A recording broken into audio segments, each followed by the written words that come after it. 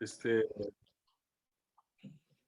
hemos estado hablando de la necesidad de la justificación y luego cómo es la justificación según Romanos, ¿verdad?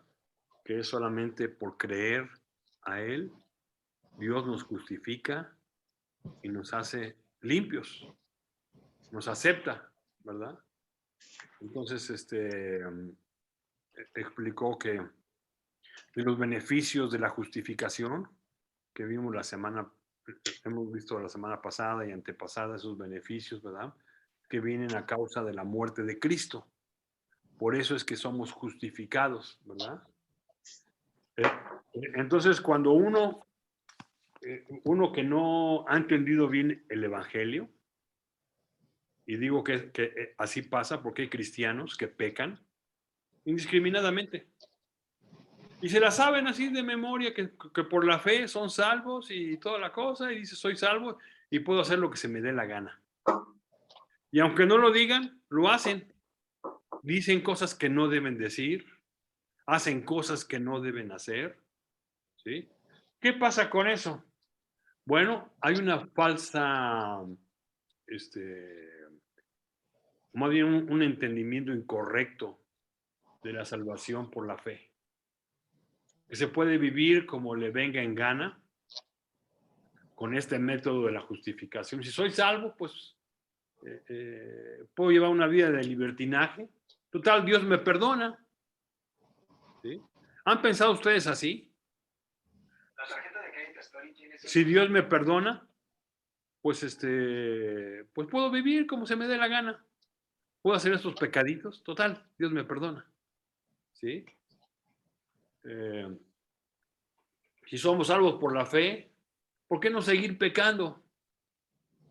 Y si sigo pecando, pues la gracia de Dios sobreabunda, ¿verdad?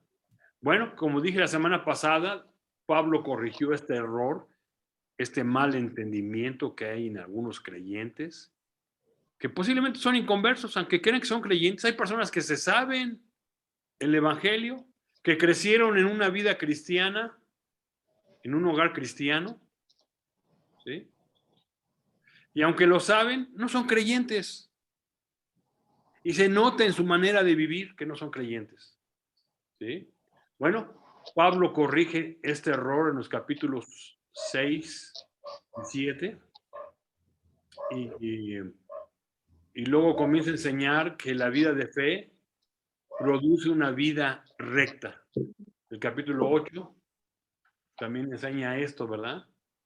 Sin esta clase de fe, de decir no al pecado, que involucra eso, no satisface las exigencias de Dios, y además Dios nos da el poder para cumplir lo que Dios espera, ¿verdad? Es más, en la vida del creyente, fíjese bien, en la vida del creyente, el pecado ya no llena. ¿Sí? Si uno dice una grosería, se siente feo. Uno no lo hace, pero si por alguna razón se le sale, ¿sí se siente uno tan mal? He visto a creyentes que dicen groserías, y pues hasta hacen presunción, ¿verdad? O que dicen mentiras así, que a lo gacho están diciendo mentiras, y no sienten, no sienten mal de estar diciendo cosas que no es cierto. Así que una persona que ha aceptado a Cristo, el pecado ya no satisface, y no es que satisfaga el pecado, ¿verdad? Pero ya no hay esa presunción por el pecado. Muy bien, Pablo contesta esas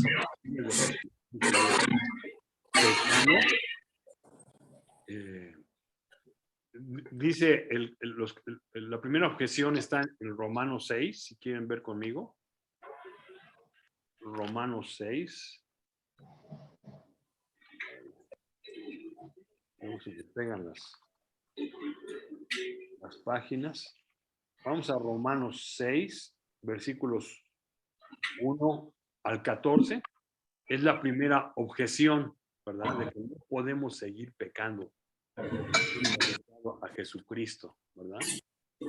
Y tiene que ver la primera objeción con la gracia de Dios. Noten el versículo 1 que dice, ¿qué pues diremos? ¿Perseveraremos en el pecado para que la gracia abunde? Tal, pues Dios, en su gracia, me perdona. Lo vamos a hacer, lo vamos a seguir haciendo. Hay cristianos que pecan y saben que están pecando y dicen, pues Dios me perdona. ¿Seguiremos pecando? Noten en el versículo 2 lo que dice. En ninguna manera. ¿Sí? Pablo contesta este asunto del versículo 1 con el versículo 2 al 14, ¿verdad? Un rotundo no. Esto es inaceptable en ninguna manera, porque los que hemos muerto al pecado, ¿cómo viviremos aún en él? Aquí comienza a decir precisamente que el resultado de una salvación por fe no es una vida de pecado, sino una vida transformada. ¿Sí? Y para probar esto, en los versículos 3 al 5, utiliza el bautismo como un ejemplo de cómo Dios nos ha transformado. ¿Sí? Noten el versículo 3 al 5 que usa esto. Dice ahí, ¿o no sabéis que todos los que hemos sido bautizados en Cristo Jesús, hemos sido bautizados en su muerte? Porque somos sepultados juntamente con él para muerte por el bautismo, a fin de que como Cristo resucitó de los muertos por la gloria del Padre, así también nosotros andemos en vida nueva. Porque si fuimos plantados juntamente con él en la semejanza de su muerte, así también lo seremos en la de su resurrección. Entonces, pone el ejemplo del bautismo, ¿sí? Varios comentaristas están un poquito confusos de a qué se refiere el bautismo del Espíritu Santo o el bautismo que hacen todos los creyentes. Yo en lo particular pienso que aquí se habla del bautismo que hacen los creyentes como una manifestación de su fe en Cristo, ¿verdad? Por ejemplo, ¿se han fijado que cuando uno entra a una escuela, le dan su bautismo? ¿Sí? O que entra a un trabajo y lo bautizan. ¿Qué quiere decir eso? ¿Por qué lo bautizan? Como una forma de admitirlo. Ajá. Es una manera de demostrar, sí te aceptamos, ¿verdad? Y para que forme parte del grupo. Sí, para que forme parte del grupo. ¿Sí? Entonces, cuando uno entra a una cosa nueva, ¡pum!, le dan su bautismo, ¿verdad? Y aunque se hace, digamos, de broma o lo que sea, realmente eso fue tomado de una costumbre que había en los tiempos de Jesucristo. ¿Se acuerdan que había los que se bautizaban con la enseñanza de Juan? El bautismo, se identificaban con Juan y decían, estoy de acuerdo. Es cierto lo que dice Juan, y se bautizaban mostrando que estaban de acuerdo. ¿Sí? Igual pasa con el cristiano, cuando uno acepta a Jesucristo como Salvador, como una forma de mostrar que se identifica con el grupo de creyentes, se bautiza, ¿verdad? Es una manifestación pública de nuestra fe en Jesucristo. Es más, fíjense que la palabra bautismo se usaba en aquel entonces para teñir la ropa. Cuando teñían la ropa, la bautizaban. Decían, voy a bautizar la ropa, ¿verdad? En vez de decir, voy a teñir, decían, voy a bautizar la ropa. Y estaba de color blanco, y ya cuando la teñían, la bautizaban, ya salía diferente. Y por eso es que se usó el término bautismo, porque es un cambio de identidad. Es una identificación con el grupo, ¿sí?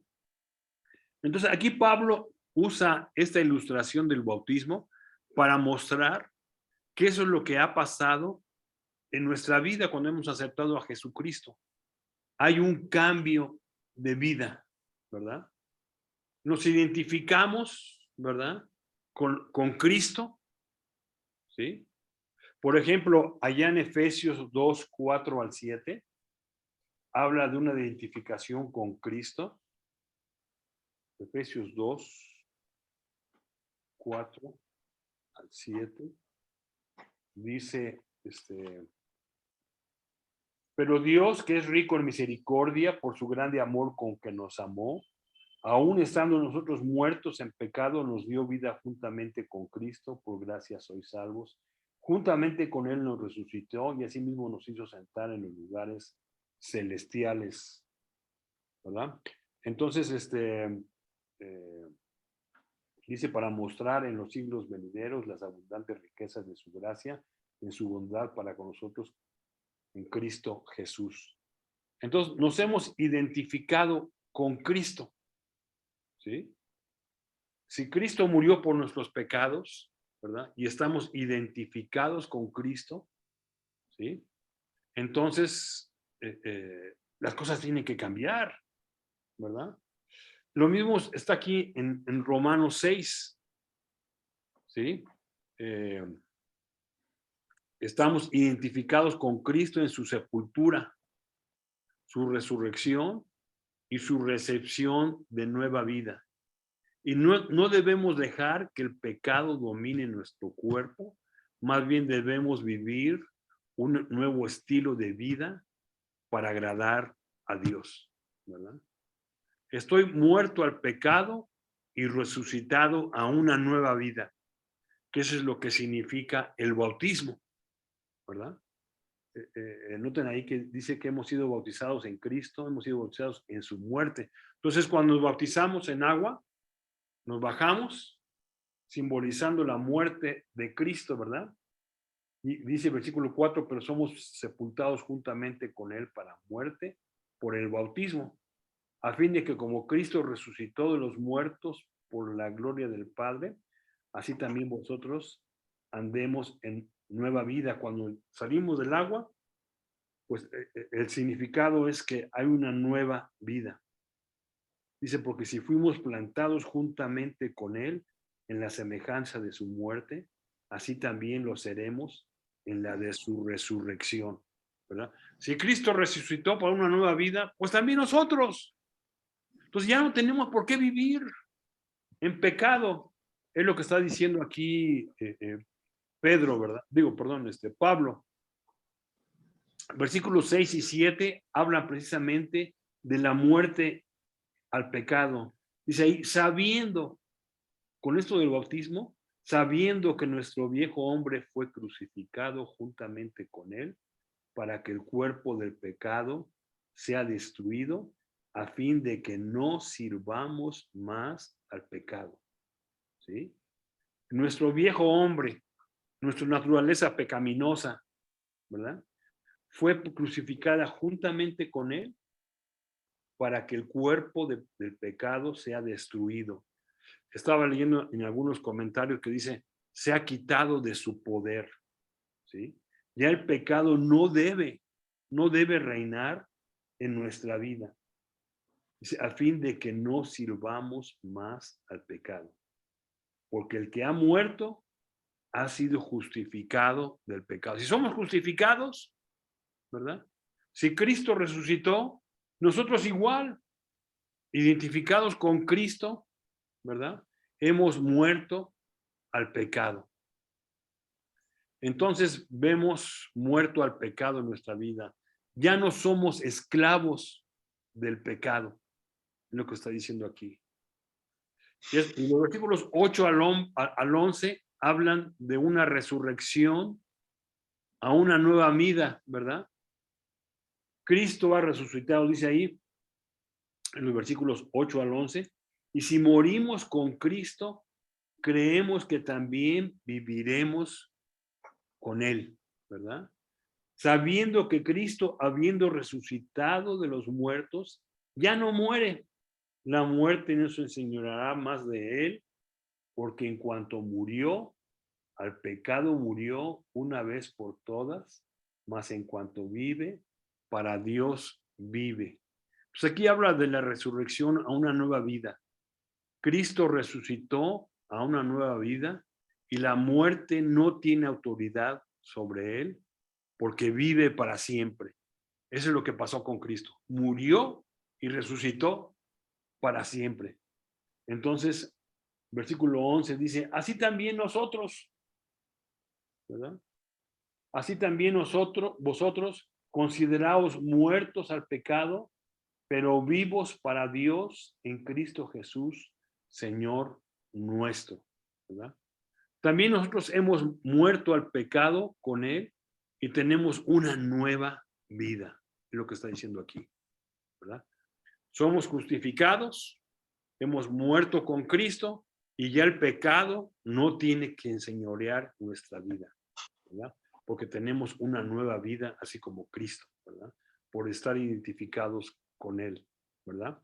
Y luego versículos 12 al 14 da la práctica de la verdad. Dice ahí el 12, no reine pues el pecado en vuestro cuerpo mortal, de modo que lo obedezcáis en sus concupiscencias. Por esto no debemos dejar que el pecado siga reinando en nuestra vida. Así que no debo andar en el pecado. Y eso se va a manifestar en nuestra vida, ¿sí? Como hemos muerto al pecado, no tenemos que obedecerlo, ¿sí? Ni tampoco tenemos que someternos al pecado, ni servirlo para iniquidad. Eso es lo que está diciendo el versículo 12, ¿sí? Si estamos identificados con Cristo y Él murió y resucitó a una nueva vida, igual nosotros, ¿verdad? Igual nosotros. Versículos 13 y 14, más bien debemos presentarnos a Dios. Dice, ni tampoco presentéis vuestros miembros al pecado como instrumentos de iniquidad, sino presentaos vuestros miembros a Dios como vivos de entre los muertos, y vuestros miembros a Dios como instrumentos de justicia, porque el pecado no se enseñoreará de vosotros, pues no estáis bajo la ley, sino bajo la gracia. Más bien debemos presentarnos a Dios como personas nuevas, dispuestas a servirle, por poner nuestras vidas en sus manos para que nos utilice para hacer lo bueno. Debe haber un cambio en nuestra vida, pensar diferente y vivir diferente, ¿verdad? Este debe ser el sentir del cristiano. Y es lo que está diciendo Pablo. ¿Vamos a seguir pecando? ¡No! Ya Cristo resucitó y si estamos con Cristo, Él nos da una nueva vida y tenemos que vivir adecuadamente, ¿sí? Entonces, eso quiere decir que al creyente, si es de veras creyente, cuando peca, se siente mal, ¿sí? Hay algo que nos dice, no hagas esto, ofende a Dios, ¿sí? Entonces, como he dicho antes, el cristiano no peca a gusto. O sea, así que como cristianos, lo que está diciendo aquí Pablo, es que si soy salvo, no me puedo dar ciertos lujos de hacer cosas, ¿verdad? Como he dicho, el creyente no peca a gusto, ¿sí? Se siente mal para pecar, ¿sí? Ahora, ¿qué pasa cuando hay creyentes que pecan? Porque no pecan así enfrente de la iglesia y se esconden, ¿verdad? ¿Qué pasa con esos creyentes que pecan y se les nota cómo hablan? Dicen groserías, no enfrente de los creyentes o de los papás o de los familiares. ¿Qué pasa con esos creyentes? ¿Conocen a creyentes así? ¿Qué pasa con esos creyentes? Bueno, yo creo, es mi manera de pensar, que un creyente que peca indiscriminadamente, que hace cosas incorrectas, ¿sí? Y escondidas, no es creyente. Dice que es creyente, pero no es creyente. Allá en Primera de Juan, el capítulo 2, creo que esto lo hemos visto antes. Primera de Juan, capítulo 2, versículo 19. Dice, salieron de nosotros, pero no eran de nosotros, porque si hubiesen sido de nosotros, habrían permanecido con nosotros, pero salieron para que se manifieste que no todos son de nosotros. Esto quiere decir que hay personas que vienen a la iglesia o personas que dicen que son cristianas, pero no es cierto, no es cierto. No son cristianas, ¿verdad? Ahora, entonces, ¿esto quiere decir que ya no vamos a pecar para nada? Vamos otra vez a Primera de Juan, el capítulo 1. Primera de Juan 1. Dice ahí en el versículo 8, Juan 1:8, si decimos que no tenemos pecados, nos engañamos a nosotros mismos y la verdad no está en nosotros. O sea, aún luchamos con el pecado, ¿no es cierto? Pero nos duele pecar. No gozamos el pecado como antes. Más bien, si pecamos, dice el versículo 9, lo confesamos. Si confesamos los pecados, Él es fiel y justo para perdonar nuestros pecados y limpiarnos de toda maldad. Si decimos que no hemos pecado, le hacemos a Él mentiroso y su palabra no está en nosotros. Entonces podemos decir que un cristiano, pues sí, la riega, ¿verdad? Pero se siente mal, ¿verdad? Entonces, un cristiano, un hijo de Dios que ha aceptado a Jesucristo como su Salvador, no peca a gusto, ¿verdad? Y si peca luego le pide perdón a Dios porque ha fallado, ¿verdad? Ahora, ¿qué implicaciones tiene esto para nuestra vida? ¿Cómo debemos vivir?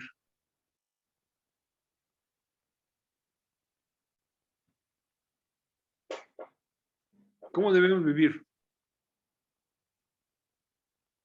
Buscando agradarle. Ajá, así, ajá.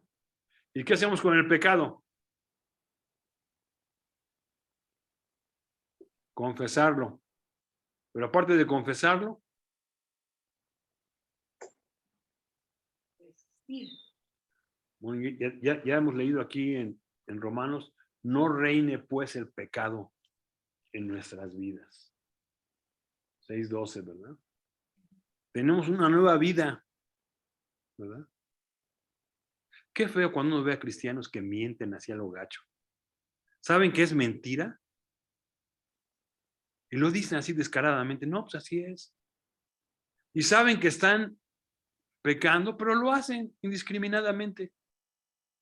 ¿Ustedes creen que eso es correcto? ¿Sí o no?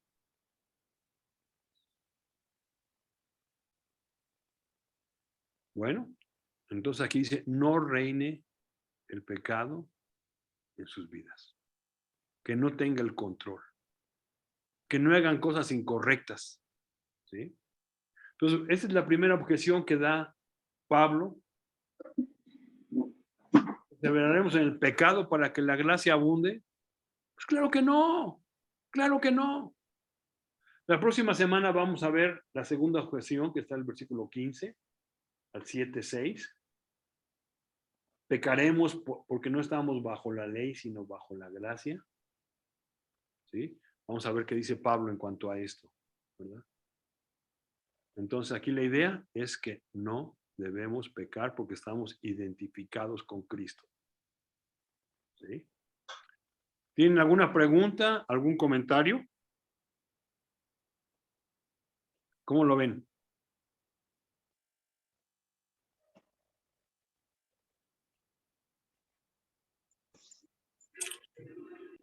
¿Está claro? Yo creo que ya se quedaron dormidos, ¿verdad? Está claro, Cholo. Bueno, ¿algún comentario que quieran hacer?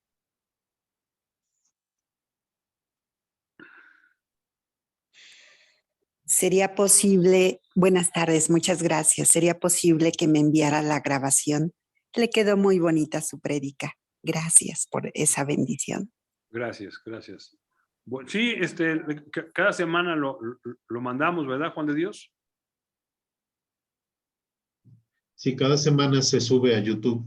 Ahí la pueden encontrar. Bueno. Ok.